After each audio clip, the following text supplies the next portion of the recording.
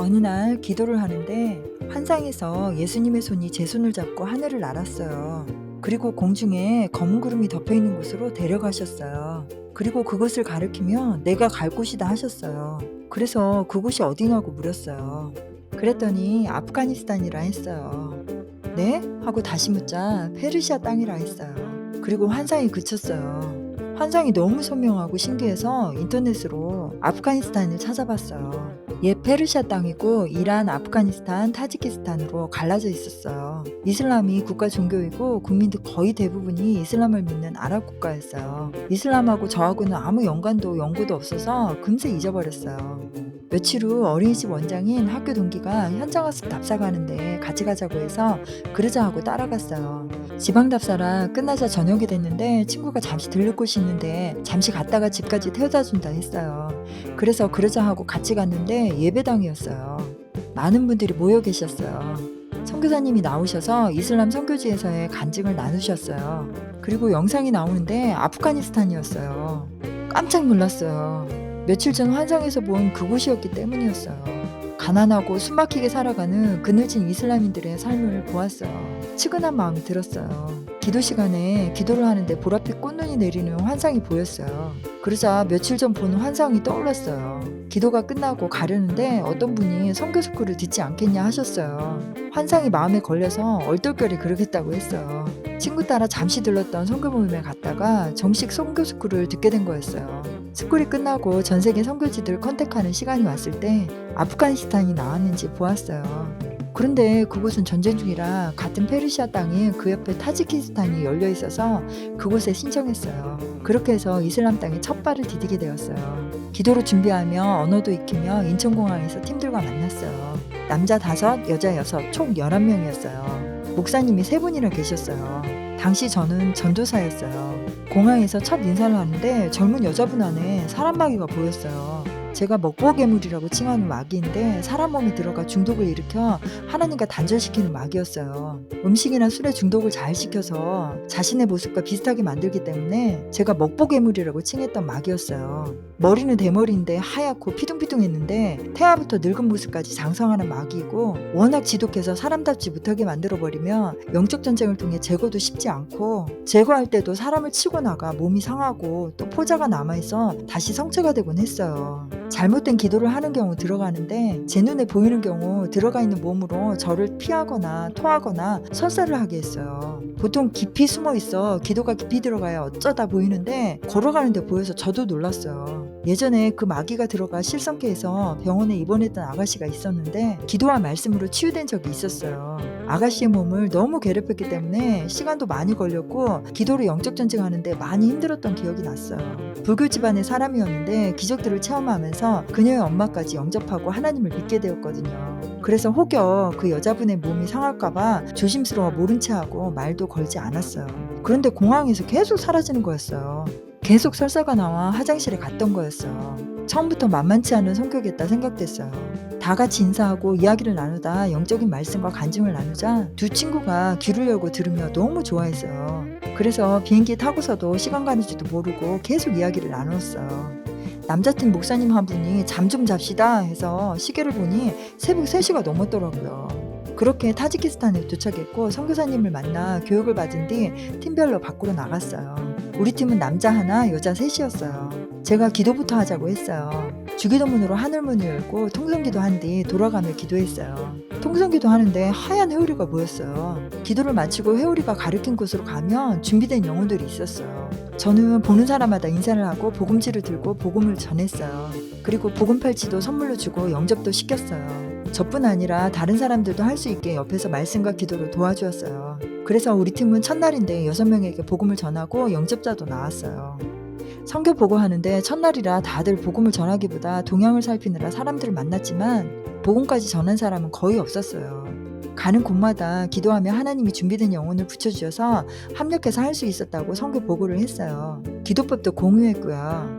그러자 다른 팀들도 다음날부터 가는 곳마다 기도하며 하나님께서 준비해 주신 영혼들을 만나 영접시키기 시작했어요. 다들 선교에 불이 붙었고 선교 보고하며 기뻐했어요. 어느 날은 눈이 와서 길에서 사람 만나기 쉽지 않았어요. 그때 기도하니까 회오리가 도로 건너편으로 넘어가는 거였어요. 그곳은 도로는 넓은데 신호등도 없고 펜스가 너무 멀리까지 쳐져 있어서 한참을 돌아가야 했어요. 반대하는 팀원이 있어 우선 그곳으로 돌았지만 헛걸음이었어요. 그러자 팀원들이 건너편 가자 해서 한참을 걸어 돌아 도로 건너편에 갔어요. 그곳에서 다시 기도를 하자 빌라를 가리켰어요. 그래서 제가 앞장서 가서 빌라의 초인종을 눌렀어요. 한국 관광객이라 인사하고 잠시 들어가도 되겠냐고 했어요. 그러자 그들은 우리를 초대했는데 음식하느라 몹시 바쁘셨어요. 복음을 전하려 하자 아까 반대했던 팀원이 바쁘신 것 같은데 그냥 가자 했어요. 그래서 아기가 우니까 아기 좀 보고 다른 분들 기도 좀 해달라 했어요. 그리고 저는 베란다 같이 생긴 주방에서 만두 비슷한 것을 만드는 두 여자분에게 듣든지 안 듣든지 복음을 전했어요. 그러자 자신들은 이슬람 알라를 믿는다 했어요. 그래서 저는 크리스찬이라며 복과 구원을 주시는 예수님에 대해서 알려드리고 싶다고 했어요. 복음을 전하고 복음 팔찌를 설명하고 팔목에 채워주었어요. 그리고 영전문을 읽어드리며 따라하라 하니까 그것까지는 못하겠다 했어요. 그래서 다 읽어드리고 아멘만 따라하라니까 아멘 했어요. 그래서 그분들에게 축복기도 해주고 다 같이 축복송을 불러주고 나왔어요. 팀원이 눈치 없이 너무 막무가내 한다며 저에게 반박했어요. 거리에서도 복음을 전했는데 계속 제지해서 하다가 중단할 수밖에 없었어요. 그런데 저희가 길을 걷는데 빌라 3층 창문에서 아이들이 저희들에게 손짓하며 들어오라 했어요. 우리를 데리러 온 아이 따라 들어가서 깜짝 놀랐어요. 음식하느라 분주했던 집에 친척집이었고 복음을 들었던 두 여자분이 진수성찬을 차려놓고 우리를 초대한 거였어요. 너무 가슴이 벅찼어요. 팀원의 제지로 조금 속도 상하고 힘들었었는데 하나님께서 격려해 주신 것 같았어요. 그 동네 친척들이 다 모였는데 20명이 넘었어요. 아이가 생일이었대요. 저희는 생일을 축하해주고 푸짐한 음식을 대접받고 고마워서 축복송을 불러드렸어요. 그랬더니 화답으로 노래를 불러주며 계속 노래를 주고받고 아이들에게 복음을 전했어요. 그리고 한국 복음 선물들도 주었어요. 제게 타지키스탄식 제 이름도 지어주었어요. 우시아라며 뜻이 기쁨이라 했어요. 제가 계속 웃어서 그렇게 지어준 것 같았어요. 너무 행복하고 감사한 시간이었어요. 그런데 남자 목사님 팀에서 남자라 여자분들이 있는 집에 방문하기도 복음 전하기도 힘들다며 제가 사역자니까 목사님 팀에 합류시켜달라고 선교사님을 통해 요청이 왔어요. 그래서 그러겠다고 하자 저를 제지했던 팀원이 오히려 더 섭섭해했어요. 팀별 저녁 큐티 시간에 말씀을 나누며 기도했는데 그 팀원이 눈물을 흘리며 저처럼 사람 눈치 안 보고 하나님만 보고 전진하겠다고 눈물로 고백을 했어요. 그러자 환상이 보이고 하나님께서 빛으로 치유하시고 하얀 갑옷으로 무장시켜 주신 것이 보였어요. 그 친구에게 환상을 말하자 그동안 세상을 바라보던 신앙생활을 고백하며 깨닫게 해주신 하나님께 감사하며 기뻐했어요. 목사님들과 같은 팀이 되어 지방사역을 나갔어요.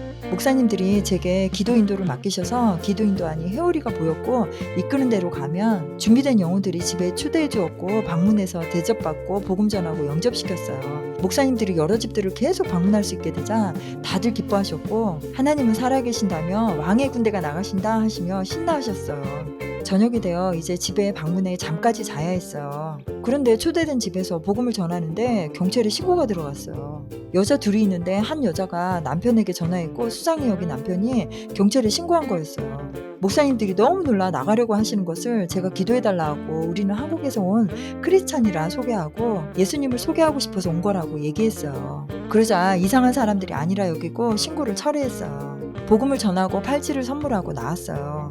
왕의 군대라며 기세 등등했던 목사님들은 어디 가고 다들 쫄아 있었어요. 어둠이 짙어가고 이슬람의 기도 시간이 걸려서 이젠 집에 방문하기 점점 힘들어졌어요. 마지막으로 다 같이 기도를 했어요. 환상에 회오리가 도는데 벽면은 하얀 페인트에 창이 많이 있는 집이 보였어요. 기도를 마치고 환상을 말씀드리자 창이 많다면 방이 많은 건데 그건 분명 호텔일 거라며 호텔로 가자 했어요.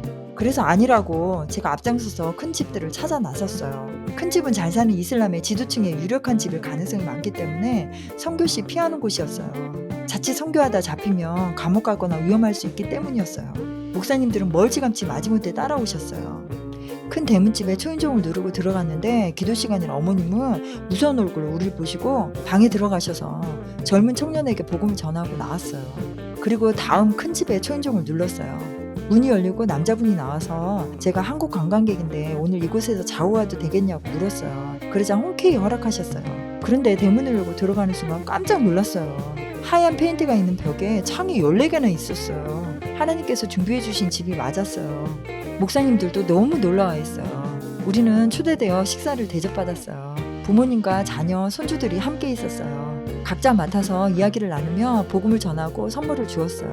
밤늦게까지 함께 이야기하며 있다가 편안하고 안전하게 자고 나올 수 있었어요. 처음 간 이슬람 국가에서 하나님의 인도와 직접적인 역사를 체험하고 놀라며 영적으로 척박한 이슬람 땅에도 하나님은 우리가 기도하고 순종하며 역사하심을 체감한 놀라운 시간들이었어요.